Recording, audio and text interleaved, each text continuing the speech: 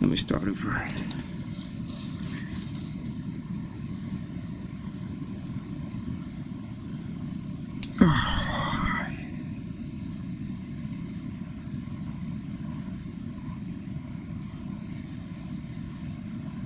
I feel like limp broccoli.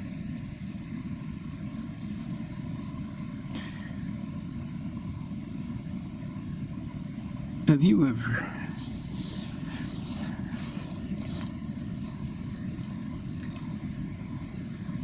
ever forced yourself?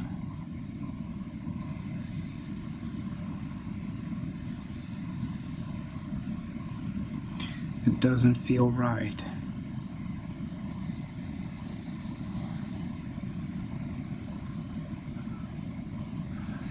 Something feels wrong.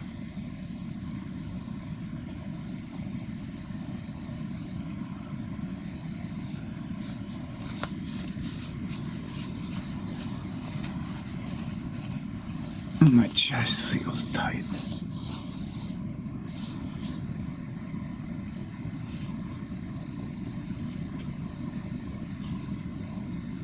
But there's no turning back.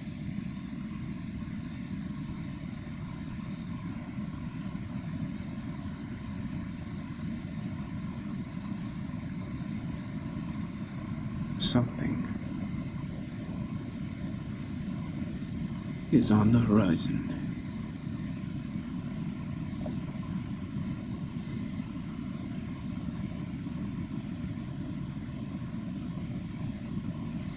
Keeps calling.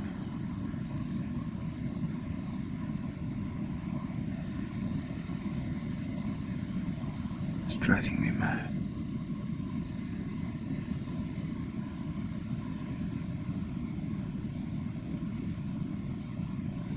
I'm afraid.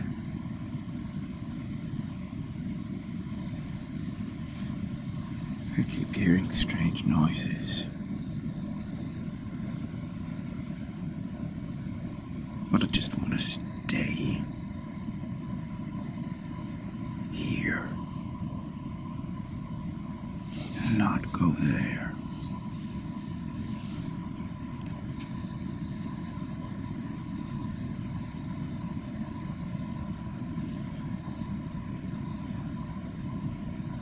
I don't think I can handle it, but I know that I have to. I don't think that I can, but I will.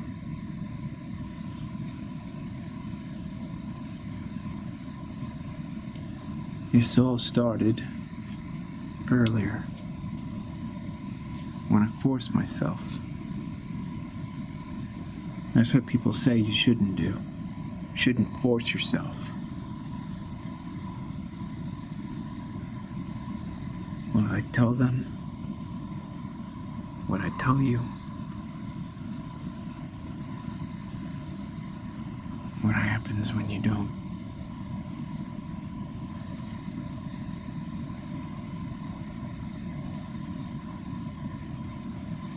You just kinda sit there like a rock.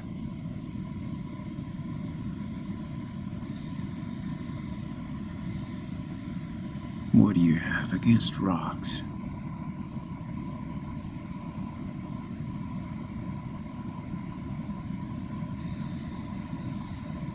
Rocks? Yeah.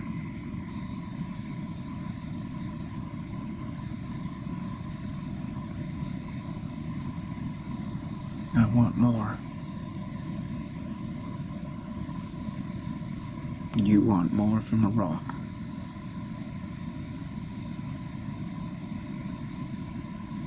Yeah.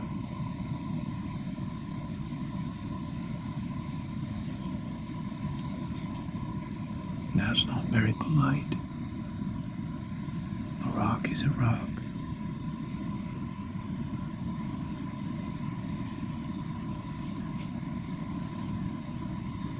Well, I didn't even know until this moment that I just had high expectations.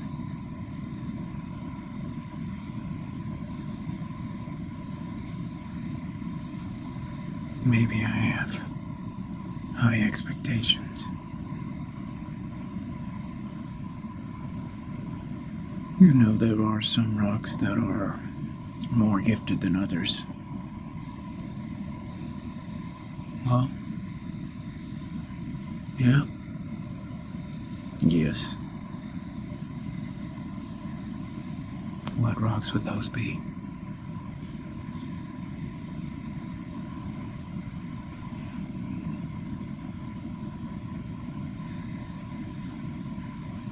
They're the rocks inside the Japanese gardens. The Japanese Zen gardens. Those are gifted. Gifted rocks.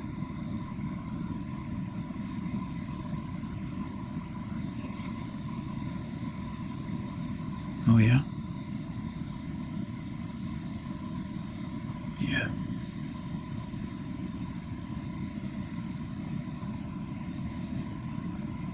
Can you sit on them? Can you sit on the Japanese rocks? Were they like squishy? Like sushi? Are you dumb?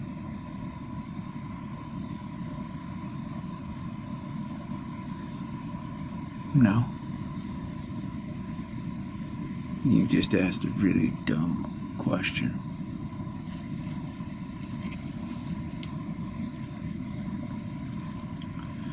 I have a vivid imagination. It's not a dumb question, it's a vivid imagination.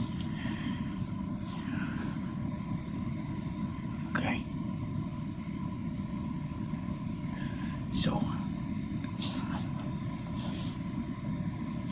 tell me more about the Japanese rocks. They're not squishy like sushi. I want to know a little bit more about them.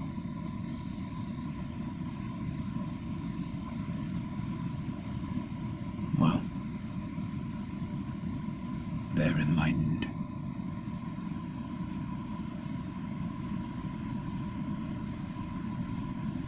Enlightened rocks?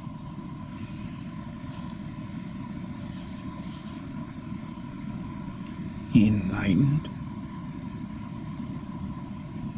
Yes. Oh.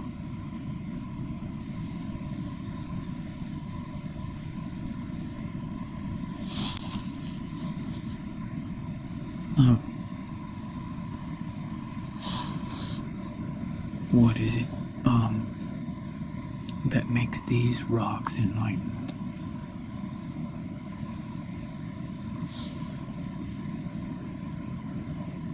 Are they enlightened before they're in the garden, or do they get enlightened because they're in the garden?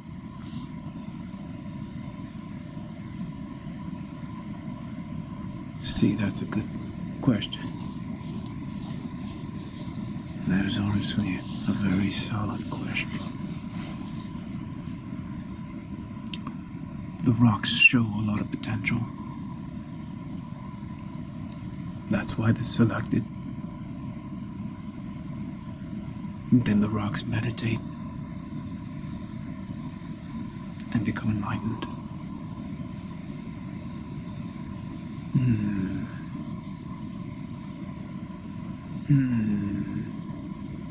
I'm skeptical. How do rocks meditate?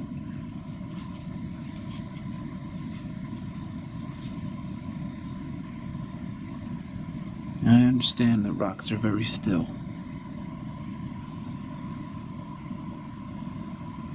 I understand that rocks don't move.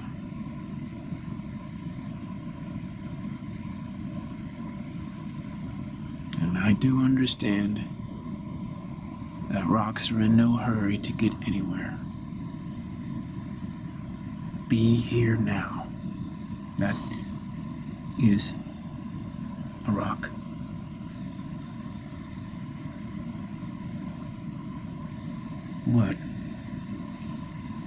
What I don't understand is if a rock doesn't have feelings, maybe these Japanese rocks have feelings. Okay. They don't have feelings. How can they become enlightened? Because you need feelings, right? I mean, if you're just sitting there not feeling anything, then what are you? But that's a rock. No. No. You don't understand rocks, do you? What do you mean? Of course I understand rocks. No, you don't. No, you don't. A rock is not a rock is not a rock. Every rock is different. Every rock.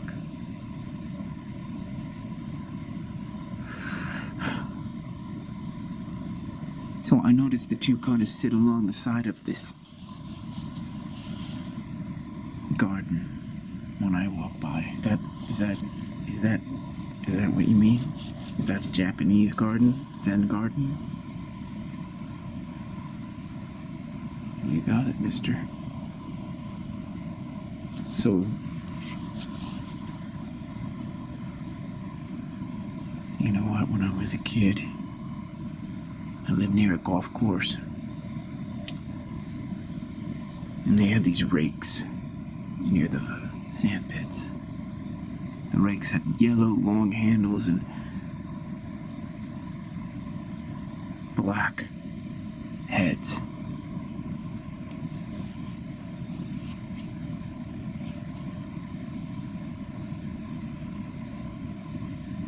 The yellow handles were like metal.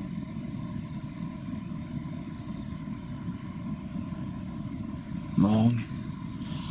I don't know how long, maybe 6 feet.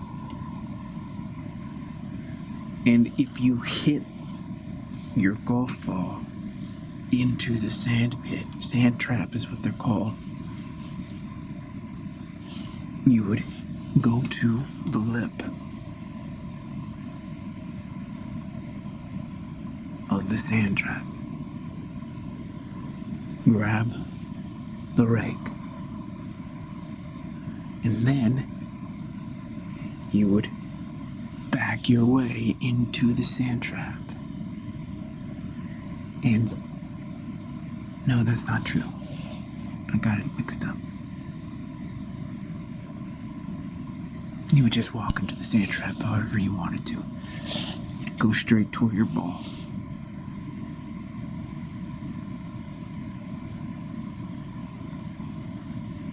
Hit your ball.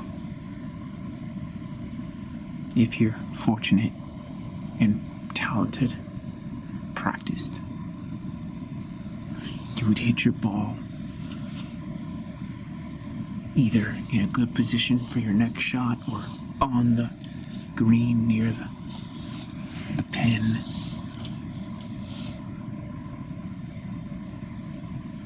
And then you would have the rake next to you.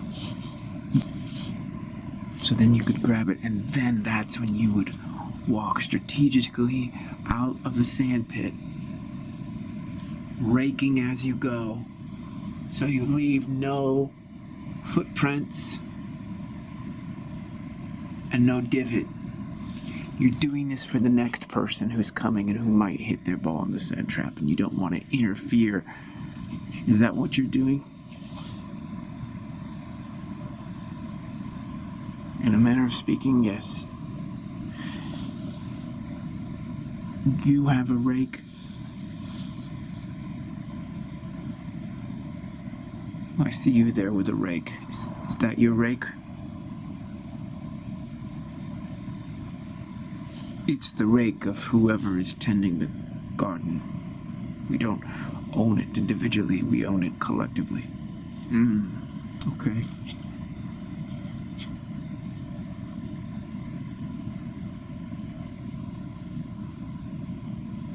Why do you rake?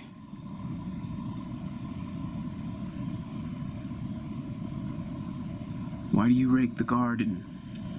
No one is stepping in the garden. There's no golf balls here. This is not a golf course. There's no one coming here with their sand iron and scooping the ball out or trying to hit a 3-wood and knock the... Oh my gosh, that would be so much cool. 3-wood knocking it out of the sand trap onto the green 220 yards away. You're not doing that. You're staring at enlightened rocks with a rake. I want to know why you have a rake.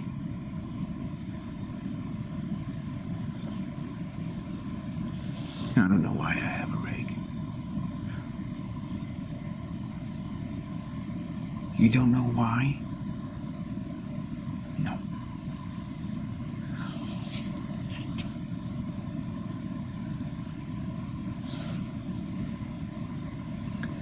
I think you know why. I think you know why. But you're not telling me.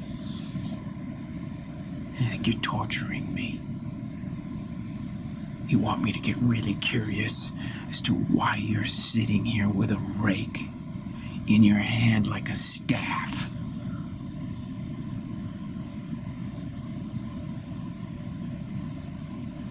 Like you're some important Roman figure. Japanese Roman figure. Because what I think is that when it rains or there's lots of leaves or maybe strong winds, the garden looks unkempt. And that affects the rock's enlightenment. You rake the garden so it always looks fresh for the rocks. That's what I'm thinking. You're here to keep it fresh, like the way that we comb our hair. And as for the rocks,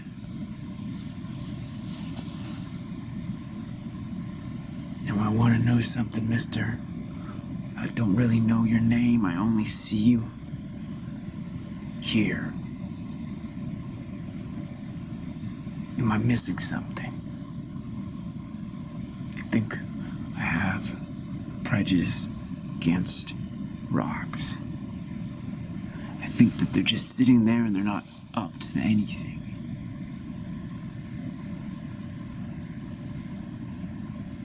But you are here watching them, making sure they're okay. It's like you are protecting them.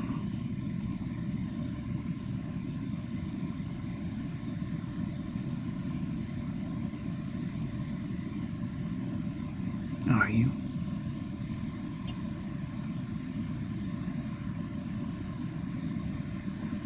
When a rock is meditating, a rock goes very deep.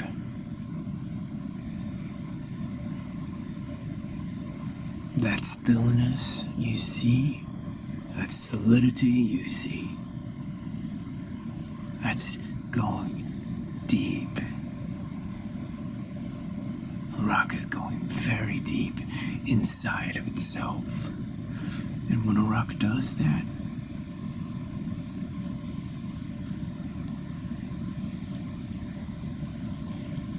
you have got to protect it. It's vulnerable. It's exposed. It's not focusing on the outside world.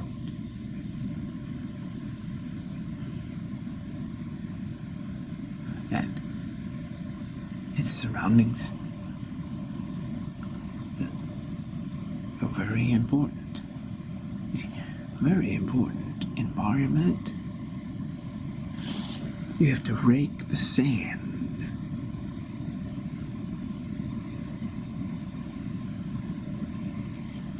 You have to rake the sand so that the environment, the ecosystem around the meditating rocks is clean and pristine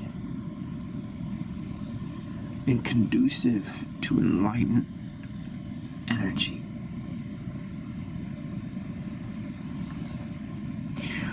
What I want you to understand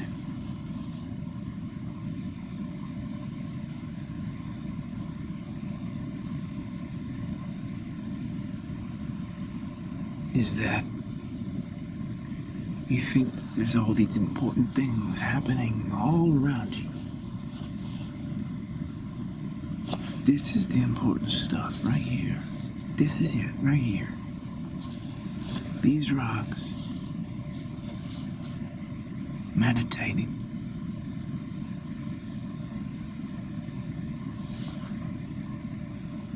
These rocks.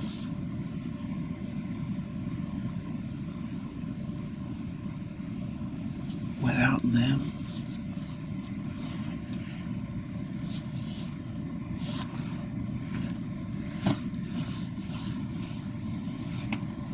you can kiss all this goodbye.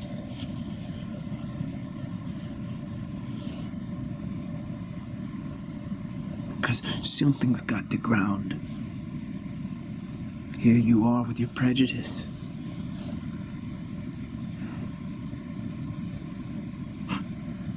You're an ignorant bastard, you know that. Not meaning to offend you, and probably you shouldn't say that as the gardener. But I want to sock you one in the kisser for insulting these rocks. I won't, because I don't want to ruin my own zen, and I don't want to disturb them.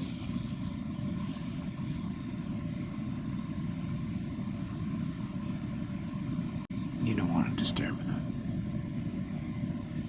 No. I want to leave them alone. Hey.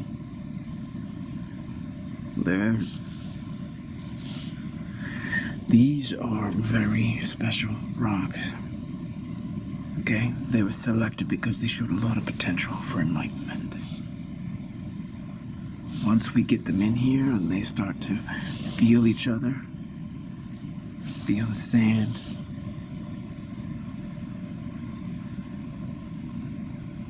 feel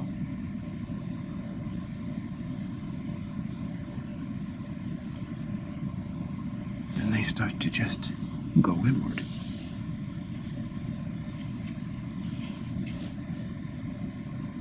That's what makes a rock a rock. You don't think there's nothing going on.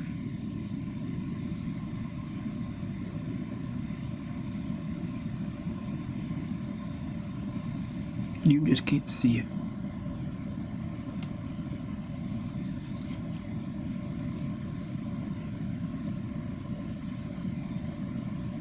You can't see it.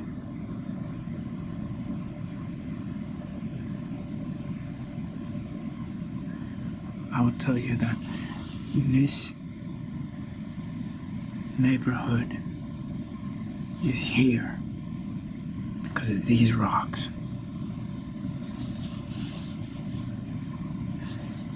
It's not the way that you think it is. The rocks aren't here because the neighborhood's here.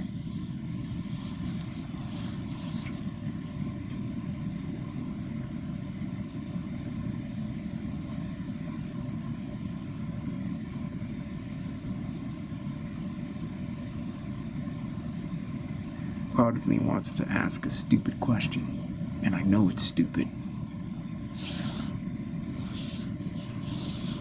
And I don't even really want to ask it.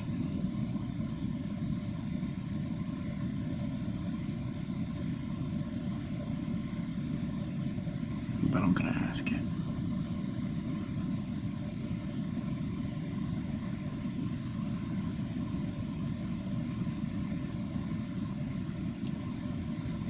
How do I become a rock?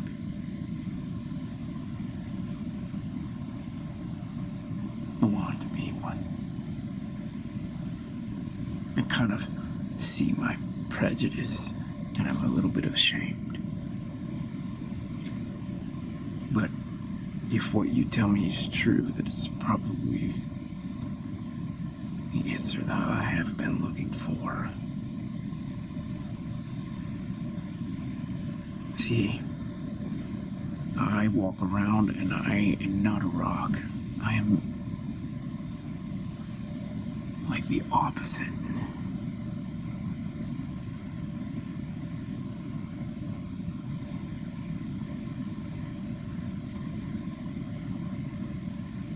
And it hurts. There's a despair inside my chest. Can't get rid of it. And when I look at these rocks, I know that they don't have the same kind of despair going around and around and around inside their chest. And I know that they can just sit here and meditate and be enlightened, and you'll just take care of them, and they don't have any worries. You probably feed them too.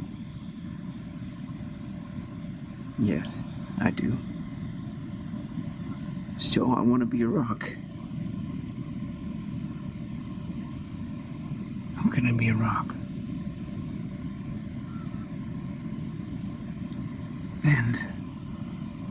And you know what? I want to know something. If rocks don't have any mouths, what are you feeding them? Because if they're there,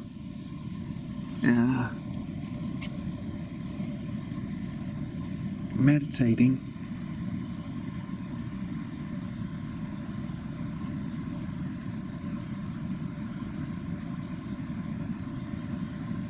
what are you feeding them?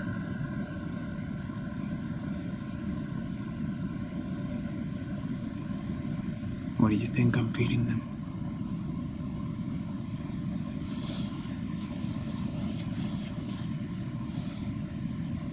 My best guess is that you're feeding them sand, but I don't think that's what you're feeding them. Nope, not sand. Can I touch one? No, you cannot. Can I ask one of them a question? Not while they're meditating, no. When are they gonna stop meditating? They're never gonna stop meditating. Then how am I gonna ask them a question? You're not. You're gonna ask me a question. Okay, well, what are you feeding them? What am I feeding them? What are you feeding these rocks? I never heard of rocks being fed before. What are you feeding them?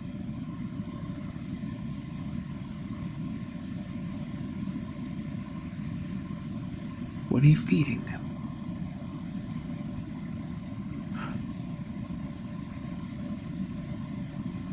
I'm feeding them the same thing that I'm feeding you.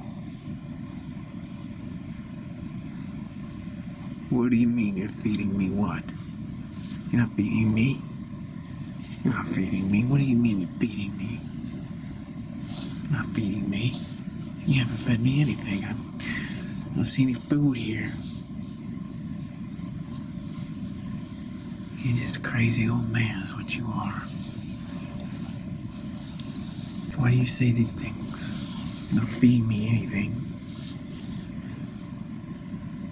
What are you feeding me?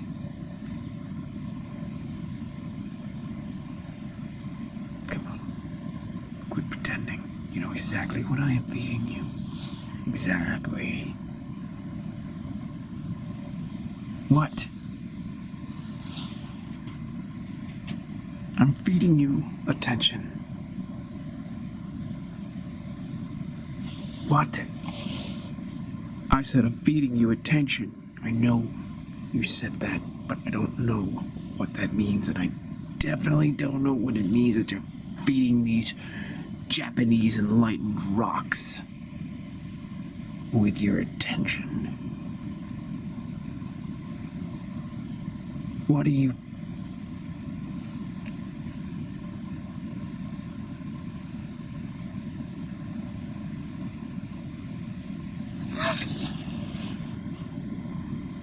Okay. I want to know more.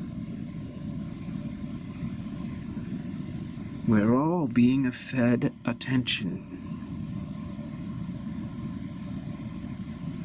That's how we survive. We're all being fed attention.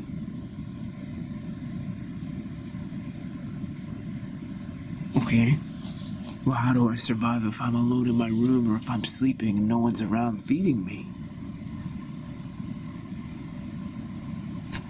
The feeding that we do between humans is trivial. The attention that we're giving each other now is important, but it's also trivial, or I should say, not trivial. Small in comparison. What? In comparison to what? There is attention everywhere. We are living in a universe of attention.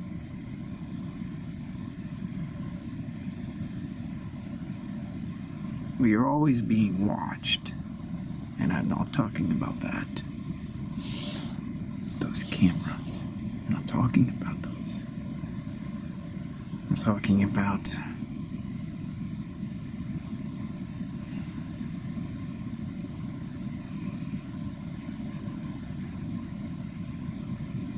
supreme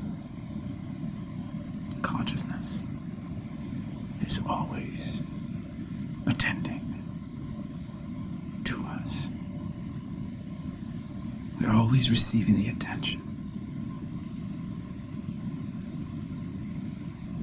That's what meditation is. Paying attention to the attention. That's what the rocks are doing. They are paying attention to attention. And they are becoming attention. What we might call enlightenment. That's why the rocks are so still. That's why I have to protect them.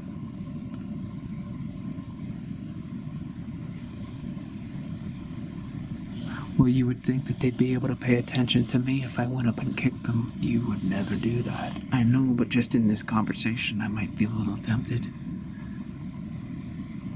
I will kick you out of the garden if you go and kick a rock. I'm not. I won't.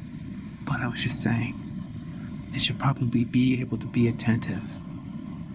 They can do that. But it will affect the depth of their enlightenment in the moment. Oh, okay. Well, alright. That's not very deep then. If you can't just, pay attention to a threat. Yes, that's true, actually. Some rocks are more developed and evolved and enlightened than others. It's true.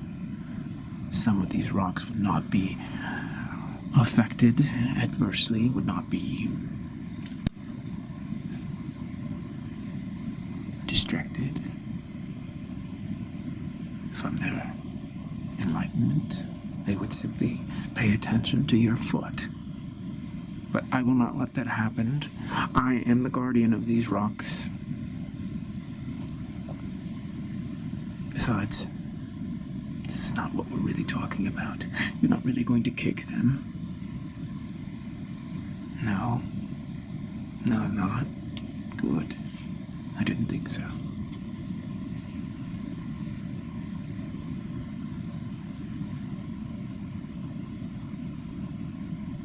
We are always being fed by Supreme Consciousness, by the attention of Supreme Consciousness. And when we turn our attention to it,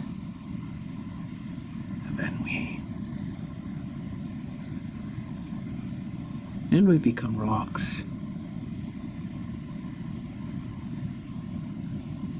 And we become rocks.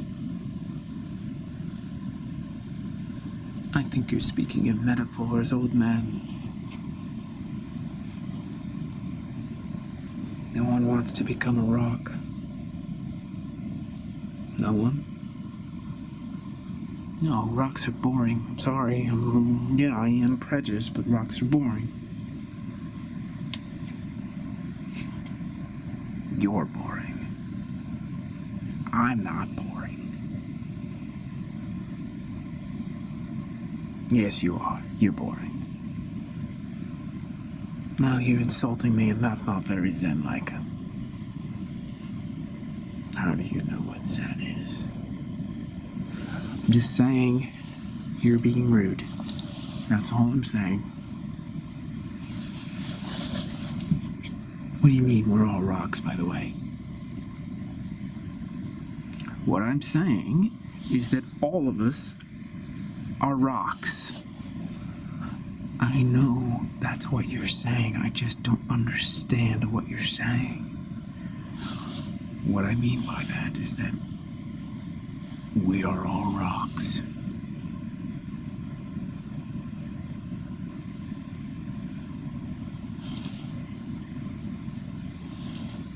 And what I mean is that I still don't understand what you're trying to say to me. There is a stillness, a solidity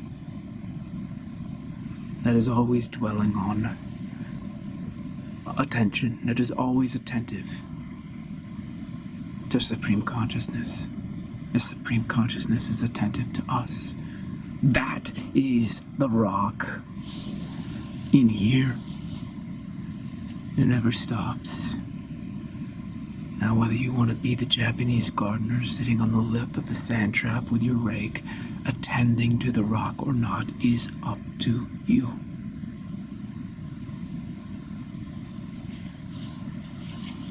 But don't I have other things to do than just sit around a rock garden all day and just rake the sand whenever the wind comes? The wind blows, the leaves fall.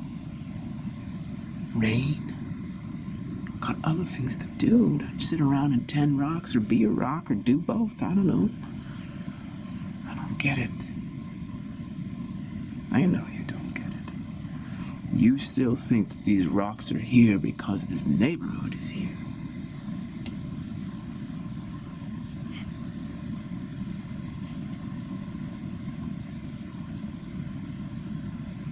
The neighborhood is here is because the rocks are here.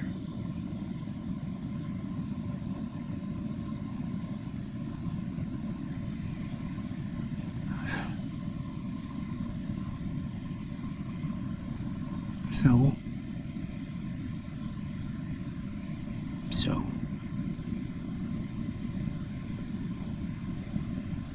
I don't know if I asked, maybe I asked, I don't know, but what does it take to become a rock?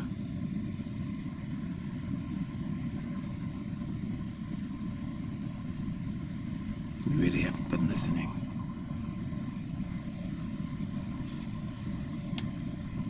No, I guess I haven't. Guess I'm just too prejudiced. I see them there doing nothing. I'm like, come on, get up and go and do something. Life's too short to sit around and be a rock.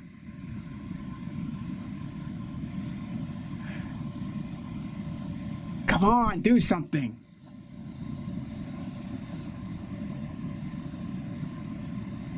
But I guess I'm just envious.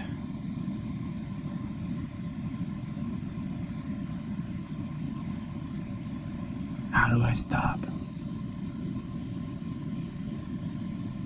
being envious of a rock?